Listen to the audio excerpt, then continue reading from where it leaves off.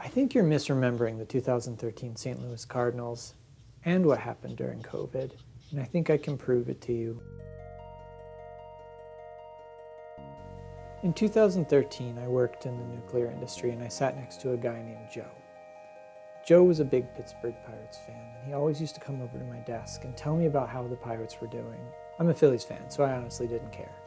But he told me one day about something pretty interesting. He said the St. Louis Cardinals are in the middle of a season where they're having incredible luck with runners in scoring position. And I looked this up, and by the end of the season, it turned out that the Cardinals had broken a near 100-year record. No team in baseball had hit better than 300 with runners in scoring position, and yet these St. Louis Cardinals hit 330. A lot of the sports news outlets at the time were concluding that, one, the Cardinals were either very lucky, or two, they were very clutch. Let's explore this a little bit. Let's look at the 2013 season in terms of a contingency table. A contingency table is going to break something down, like an at-bat, into mutually exclusive outcomes, say no hit or hit.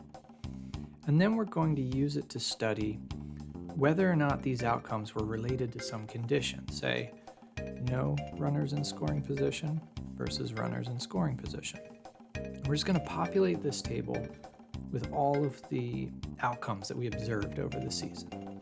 So for example, they came up to the plate with no runners in scoring position and did not get a hit 3,188 times, and they did get a hit 1,079 times. So this is what happened. This is what we observed, and what we need to do is translate this into what we would have expected to happen. So the first step is we're just going to compute the row totals and then the column totals. So 3188 plus 1079, 4267. Okay, now that we have all of this laid out, we're going to draw another copy of the contingency table. To compute what we expected to have happened, we're going to take the row total, so the total number of times they didn't get a hit, and the total number of times they came out with no runners in scoring position. To estimate this, we're going to multiply this value by this value and divide it by the grand total. So we would have expected this combination 3,100.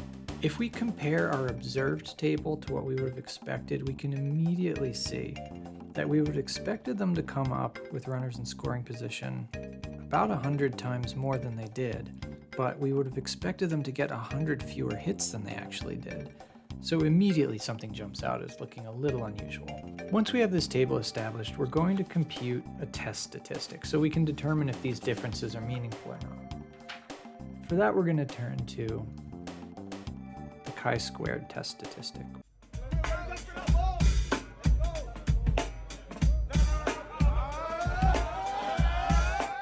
Which is equal to the sum of all possible combinations, where we have the observed minus expected squared over the expected value. So for that table, we're going to,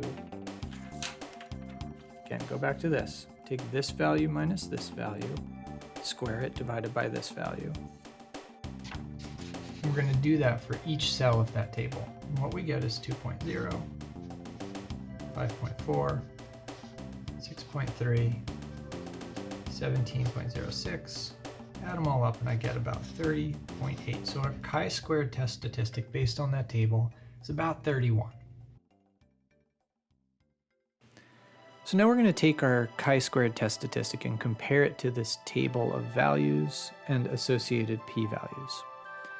So we can see if we get a chi-squared test statistic greater than 1.32, we'd say that there's a 25% chance of that happening under the null hypothesis. If we get 3.84, we'd say there's only a 5% chance of that happening. If we got 6.63, there's less than or equal to a 1% chance of that happening. So our value of about 31 is more like there's a 1 in a million% chance of that happening under the null hypothesis. So we can say pretty definitively something was going on with runners in scoring position that was allowing the Cardinals to have better odds of getting a hit.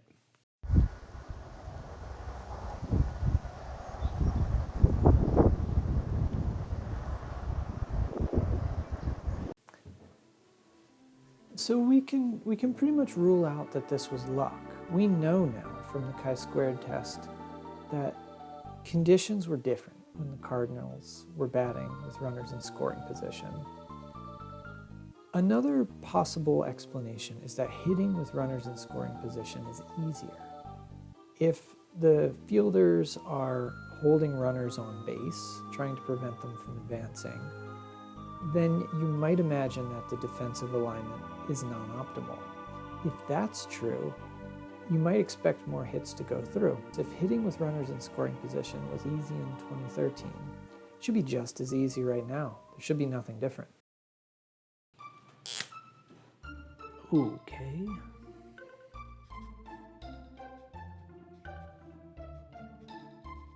So we can see there's about a 10% chance of this happening, but really interestingly, they actually hit worse with runners in scoring position.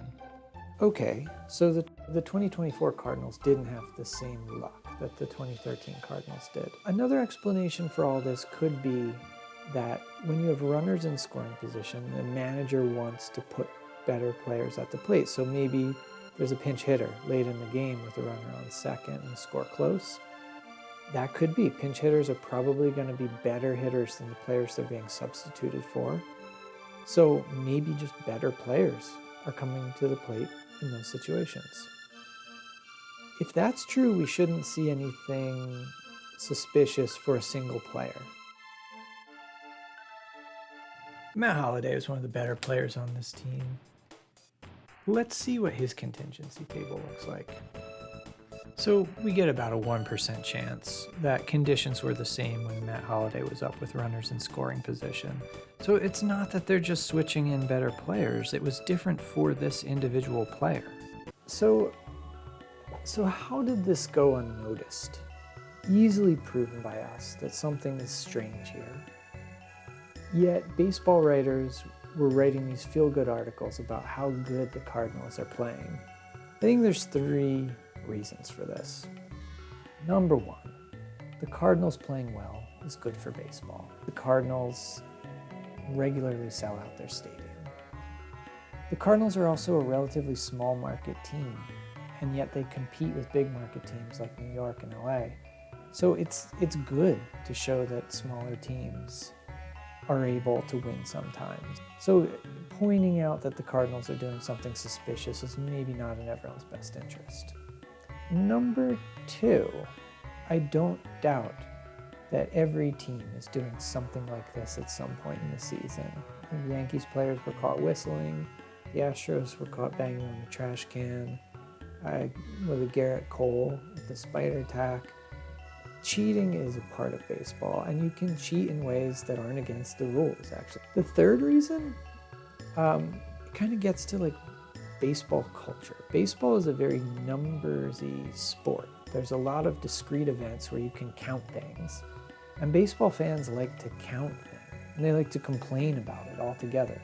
There are sabermetric statistics like OPS and OPS plus, which are certainly statistics. They're numbers that you can calculate.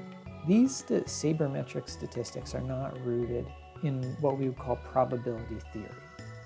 They don't tie back to any foundational ideas that let us ask the questions, what is the probability that this outcome is significantly different from this outcome, that this player got worse or got better?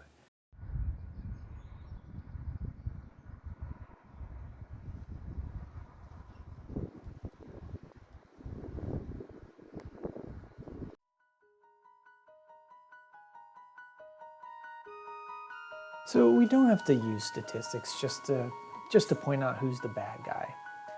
I think there's actually an incredibly feel-good story that comes out of COVID if you look at the numbers of what happened. And what's weird is that the news articles that are coming out now have a very pessimistic view of what happened in democratic states during COVID. There's a lot of focus on economic losses, loss of educational progress among children. It was annoying to have to social distance and wear a mask and eat outdoors in the cold. Sure, all that was true. The death rate in the Republican-leaning states was 0.38%. whereas for the Democratic-leaning states, it was 0.34%. So I read a news article lately that said there was no difference in all of the policy ideas that came out of the blue states during COVID, that it essentially amounted to nothing. And I think we can prove that that's just not true. Okay, so we had people that survived and people that died. And then we had red states and blue states. Clearly, the survival rate in blue states was significantly higher. So we can say beyond a reasonable doubt that there was a significantly lower death rate in Democratic-leaning states, states where people wore their masks without complaining, states where people social distanced, states where schools might have been kept closed a little bit longer. If we think back to that time, not dying was our primary concern. I think what we're doing now is rewriting history a little bit. We're looking back on that time and we're saying, yeah, some people died, but look at all the problems in the world now. Let's assume that the Republican death rate of 0.38% represents the case where we just do nothing. We did nothing about it. We let COVID occur. It's not exactly true. People did get vaccinated in red states, but compliance with suggestions from medical science was a little bit lower. So let's take the 0.38% as our do nothing rate. And let's take 0.34 as the do something alternative. If we assume the 0.38 rate for the 189 million people in the Democratic-leaning states of 2020, we calculate a difference of about 74,000 people. That means 74,000 more people survived as a result of these measures. That's not one Titanic or two Titanics. We're talking about 50 Titanics worth of people that were saved. That's more Americans than died during Vietnam. This is an incredible win for progressive states, and it's kind of amazing to me that they're not taking a victory lap here. I think the reason is that these contingency tables, proportions are hard. They're intuitively hard to think about. And the people that were saved, we don't know who they were. They're just numbers on a table. But we know from the math that they exist, and that's what's kind of crazy about all this. So, have a good day.